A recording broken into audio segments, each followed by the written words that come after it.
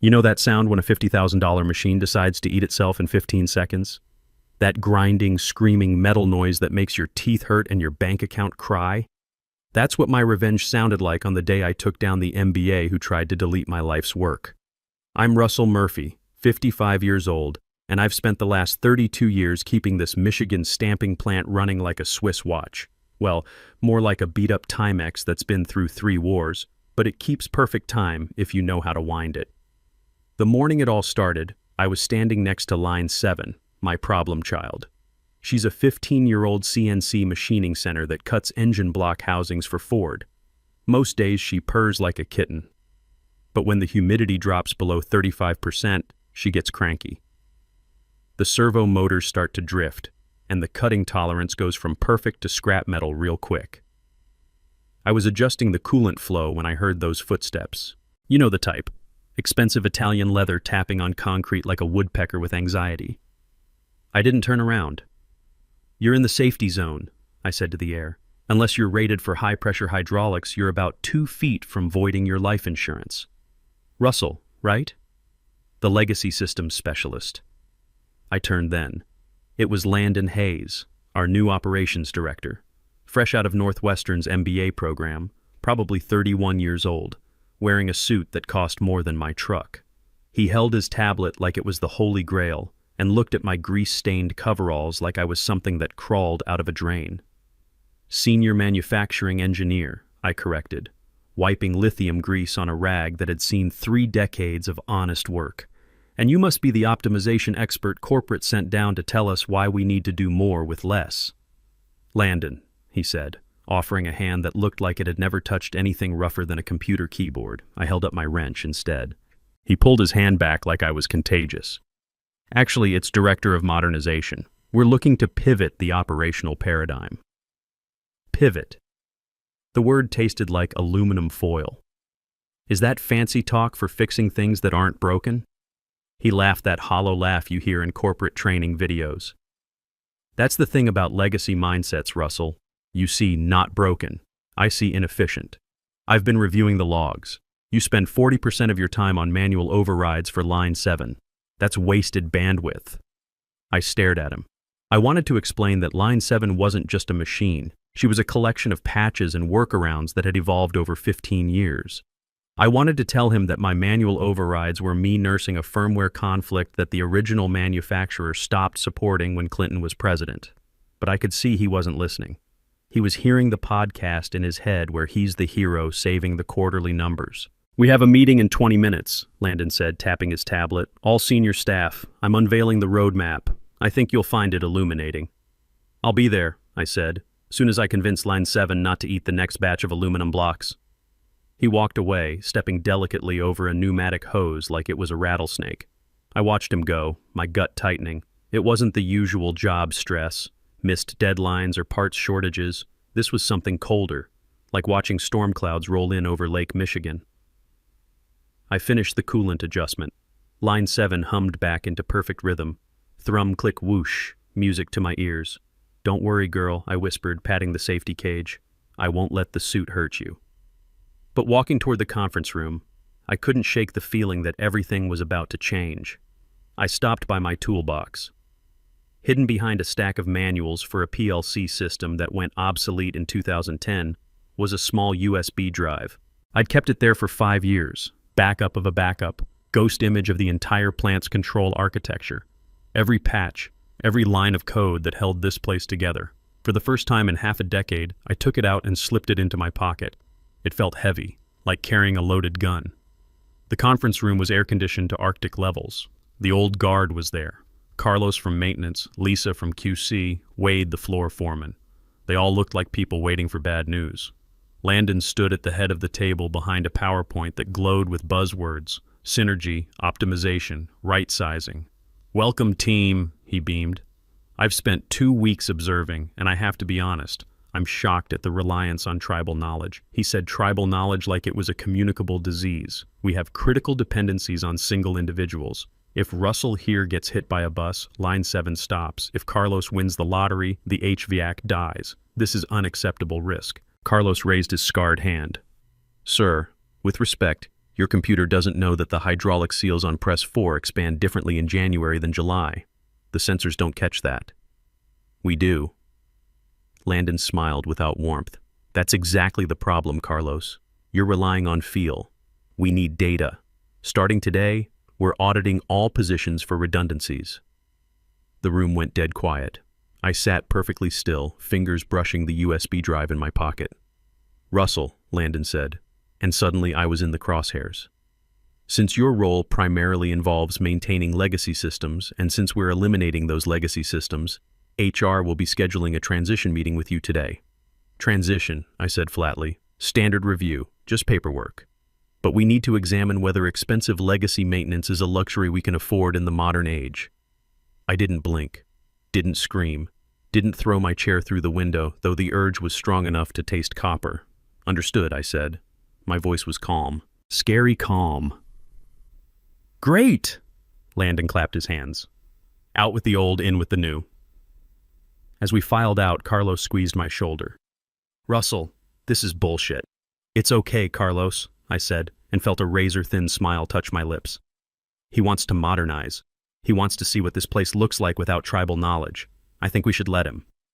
I walked back to my desk in the engineering bay, surrounded by decades of schematics and coffee-stained manuals. I sat down at my terminal and opened the command console. My fingers flew across the keyboard, muscle memory from 30 years of typing in the dark, copying files, encrypting, status, complete. I wasn't stealing anything, just packing my personal belongings. If those belongings happened to include the only functional roadmap to the plant's control logic, well, that was just intellectual property, wasn't it? I leaned back in my chair. The factory floor rumbled beneath me, but it sounded different now, like a beast holding its breath. Okay, Landon, I whispered to the screen. You want to drive? Here are the keys. Hope you know how to work a stick shift.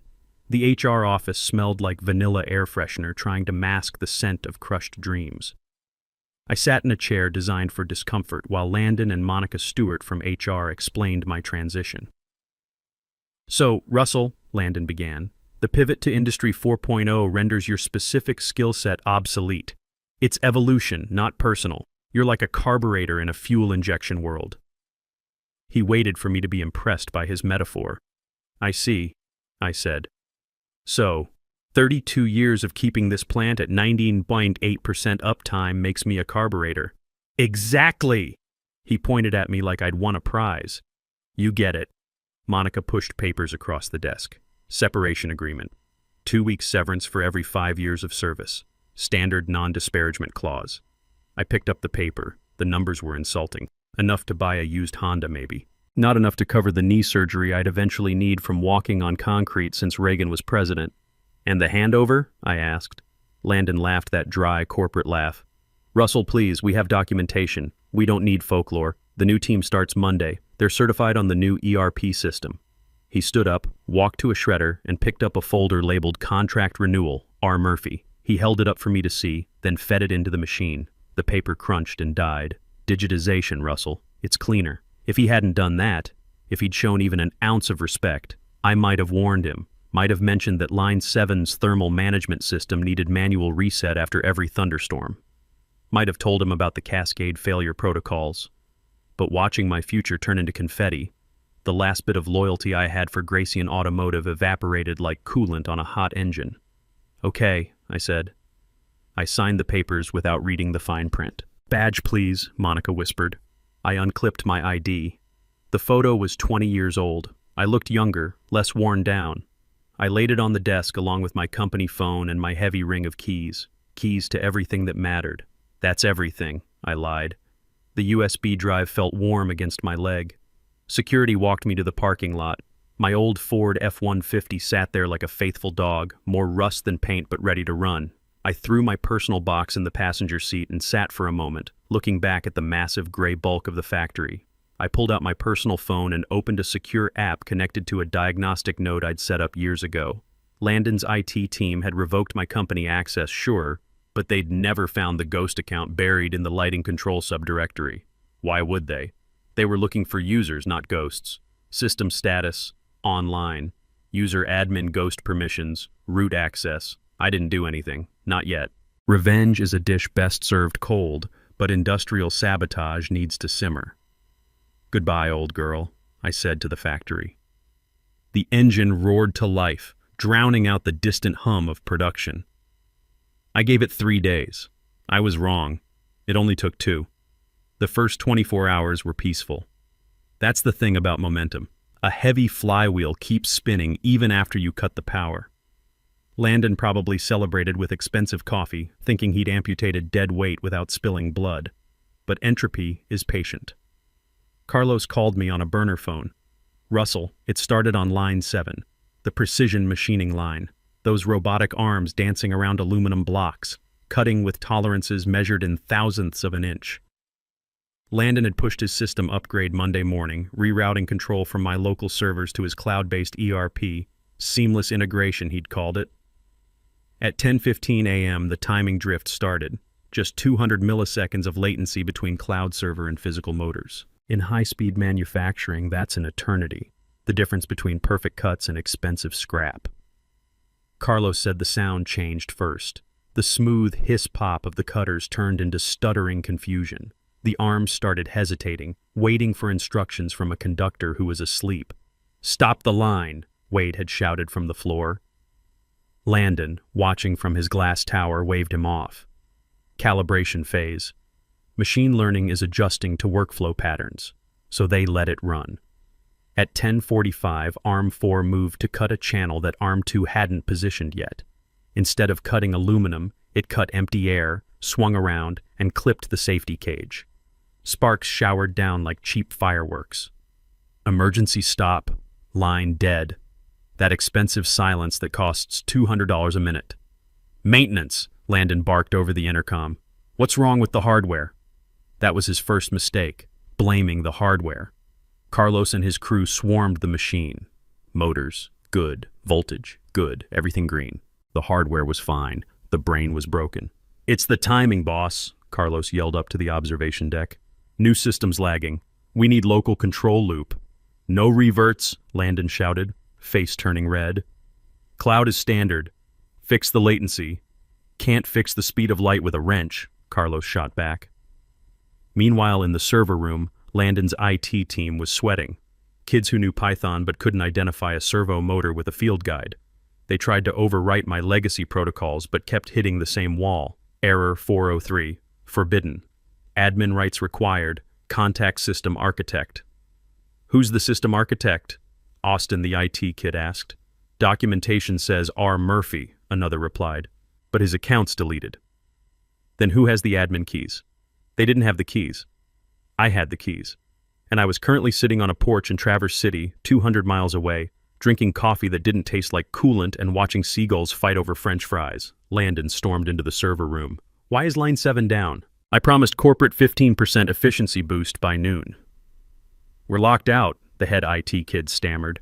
"Legacy partition controls the critical timing. Can't override without root password." "Hack it," Landon screamed.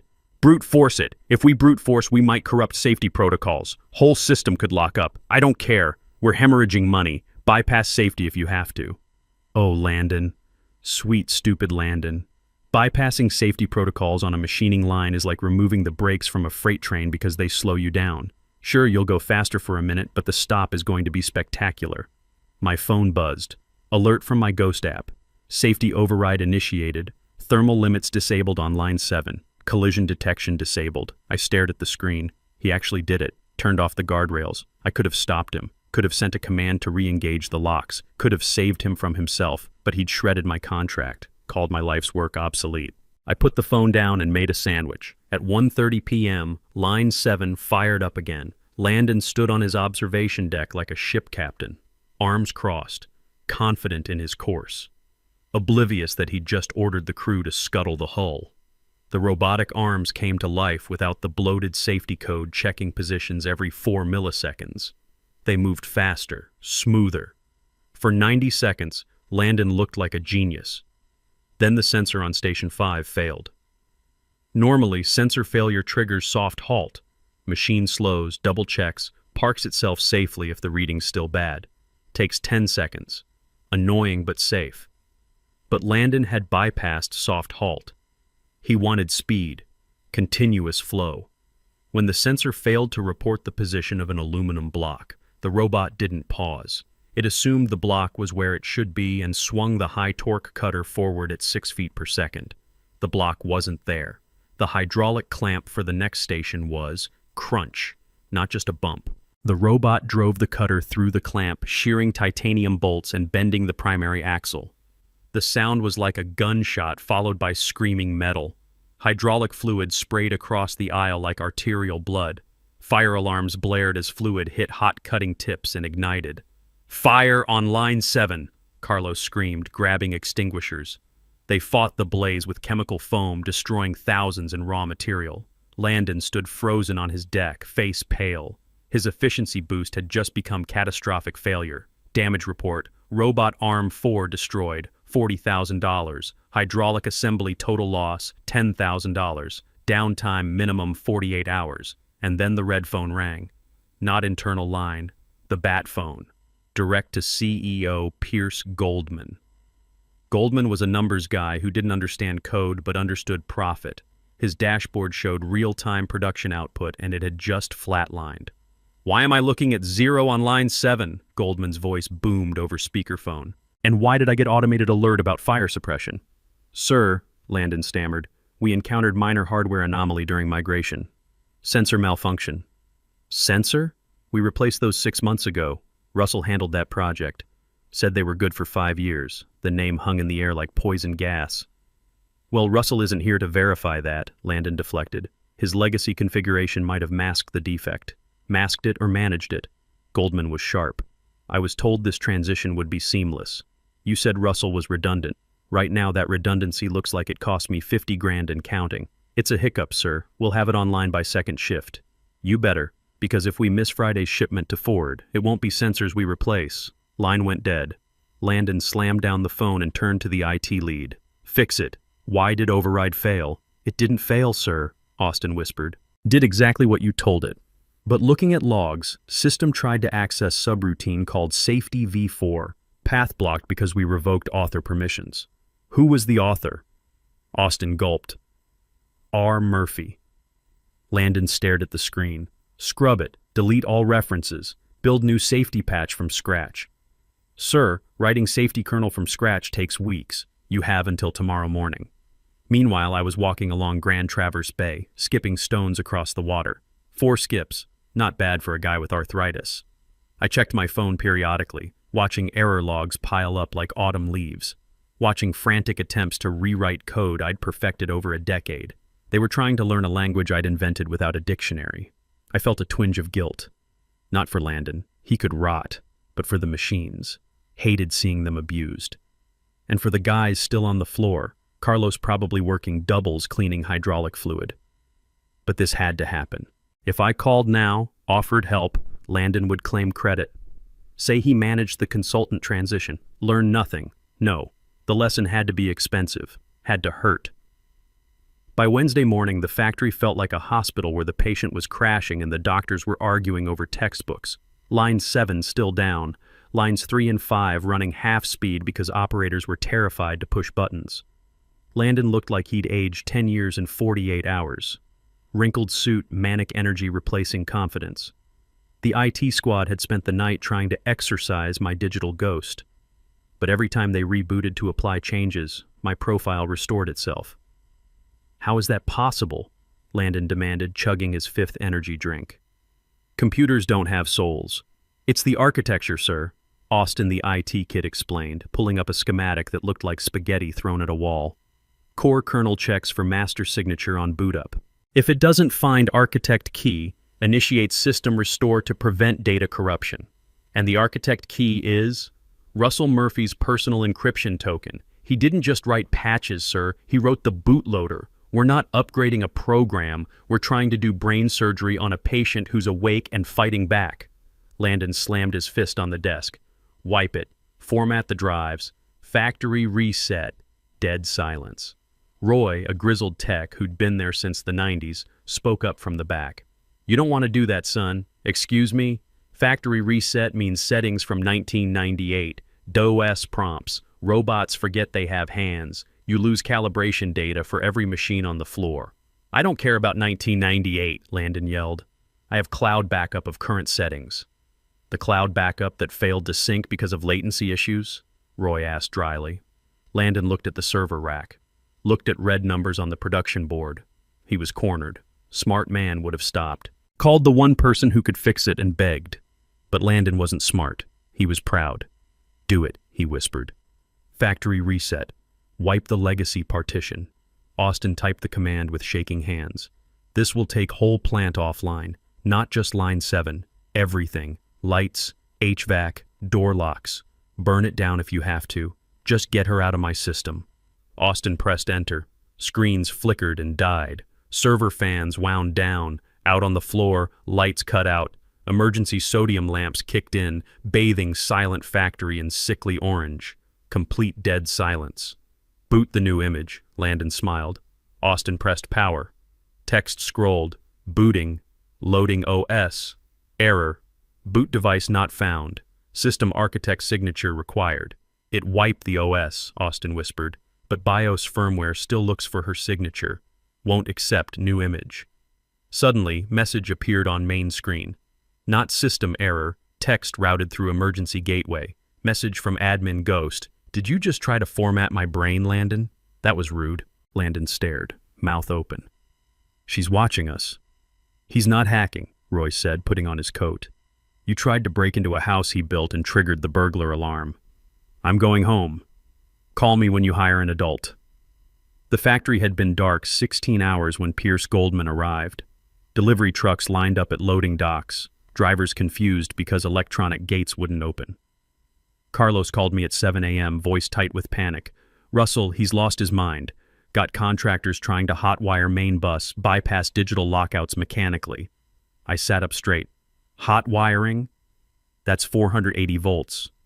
If they reverse phases, I know. Motors run backward. Pumps, fans, everything. Morning shift still inside, break room waiting for power.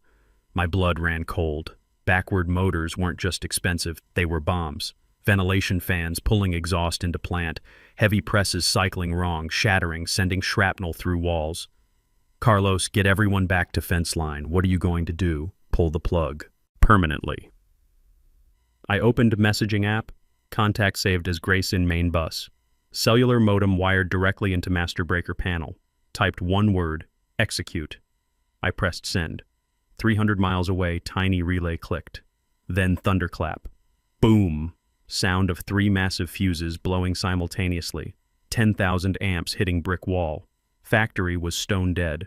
The cost was astronomical. Goldman stood in parking lot wearing cashmere coat, staring at blackened power shed door. Landon beside him, covered in soot. Explain, Goldman said, voice terrifyingly quiet. Sabotage, Landon sputtered. Domestic terrorism. Goldman turned to look at him. Fire marshal says fuses blew because system detected illegal phase sequence. Says if those fuses hadn't blown, main transformers would have exploded. Whoever triggered that lockout saved this building. He didn't hack you, Landon. He stopped you from committing negligent homicide. Now we have dead factory. You're done. Get off my property. My phone rang 11 o'clock a.m. Let it go to voicemail, then text from Goldman. Name your price. I waited 10 minutes, replied, I'm retired. But I do consulting. Triple my old salary. Written apology. Not to me, to the machines. Done. When can you be here? 3 hours away. Don't touch anything. When I arrived, IT team looked at me like returning Messiah in flannel shirt. Boot it up, I said to Austin. We can't. OS is gone. Drives you can see are gone. I pulled out USB drive, plugged into main console. Carlos hit auxiliary power. Fans roared. Screens flickered. Beautiful thing happened. Reading USB. Signature found. R. Murphy. Restoring system state pre-Landon. It's all coming back, Austin whispered. Everything. I turned to Goldman. Factory's confused. Had a stroke. Needs 2 weeks of babysitting. Whatever you need. Consulting contract. 250-hour, 6-month minimum. Landon's office becomes break room with good coffee machine. Deal. 3 days later, plant was back at 90% capacity. Goldman called town hall meeting. I want to apologize, he said. I listened to wrong voice. Thought new meant better. Forgot experience is only thing you can't download. He looked at me. Russell has agreed to stay as senior systems architect. Real applause. Whistling, hooting kind. One more thing, I said. Mr. Goldman, you owe someone an apology. Not the team. Her. I pointed to line 7. You let stranger hurt her. Tell her you're sorry. Goldman walked to safety cage, placed hand on yellow metal.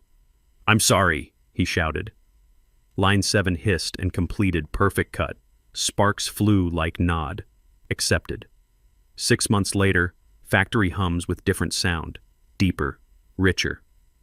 Austin's walking interns through sensor array. Don't trust auto calibration. Listen to servo. If it whines, it's thirsty. If it clicks, it's angry. Respect the machine. Kid's all right, I could retire for real. Take money, move to Florida. But I look at line 7 moving with hypnotic rhythm. She's dancing. If I leave, eventually someone will come who doesn't know the steps. Someone who thinks new is always better. Forgets legacy doesn't mean old, means survived. I lean into microphone. All right, second shift. Let's have good run. Safety first. Don't touch red buttons. Press enter. One sharp click. Execute. Lights brighten. Hum rises to roar. Factory breathes. So do I. 32 years I've been listening to this symphony. Some suits tried to turn it into elevator music, but the old songs are the best songs, and I'm still the conductor.